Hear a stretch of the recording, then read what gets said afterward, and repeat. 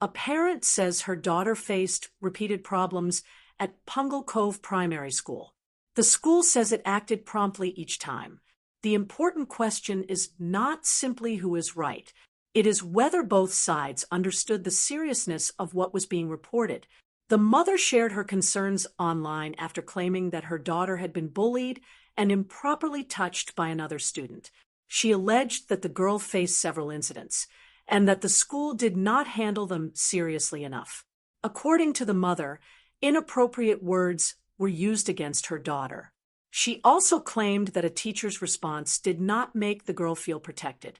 The most serious allegation involved unwanted physical contact by a classmate in the school hall.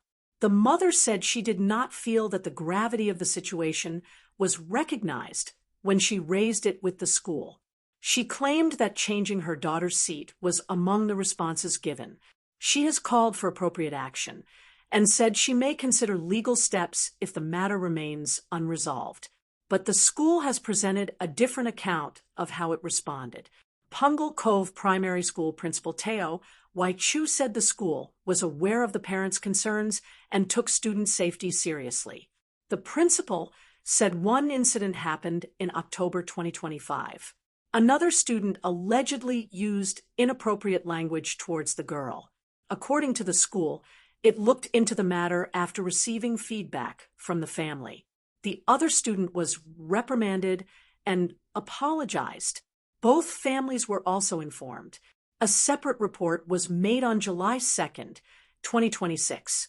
The girl told her form teacher about alleged inappropriate physical contact by another student.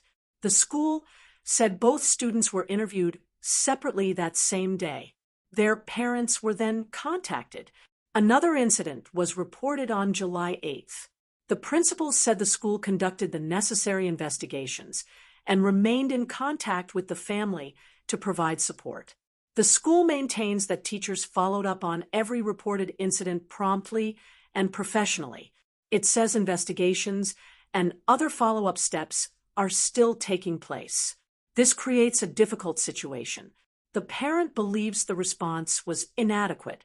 The school says action was taken each time.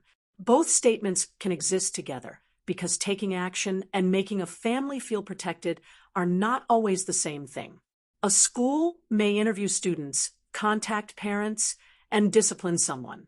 Those are important steps, but a child and her family may still feel unsafe if they do not understand what happens next, whether the behavior could happen again, or how the child will be supported. This is the hidden layer of the case. Schools must investigate carefully without deciding that an allegation is proven before gathering the facts. They also have responsibilities towards every child involved. At the same time, reports involving unwanted contact cannot be treated like an ordinary classroom disagreement. The language used by adults matters. A response that sounds routine to a teacher may sound dismissive to a worried parent. Even a practical measure, such as changing seats, can appear insufficient if its purpose is not properly explained. Parents may expect punishment or a full account of what happened. Schools may be limited in how much they can reveal about another student because children's information must also be protected. That gap can quickly damage trust. Social media makes the situation even harder.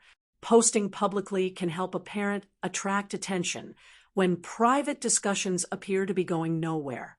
But online audiences usually see only part of the evidence. Names, assumptions, and emotional reactions can spread before an investigation is complete. That can affect children who may not fully understand the consequences of becoming part of a public dispute. The best outcome is not simply proving one adult correct. It is establishing what happened, protecting the affected student, addressing the behavior appropriately, and preventing another incident. Clear communication is central to that process. Parents should know who is investigating, what immediate safety measures are in place, when they will receive an update, and what support their child can access. A child must also feel safe enough to speak without being blamed, pressured, or made to repeat a difficult account unnecessarily. For families across Singapore, this case matters because much of school life happens beyond a parent's view. Parents depend on their children to speak up. Children depend on adults to recognize when something is more serious than normal conflict. Schools therefore need reporting systems that are easy for young students to understand.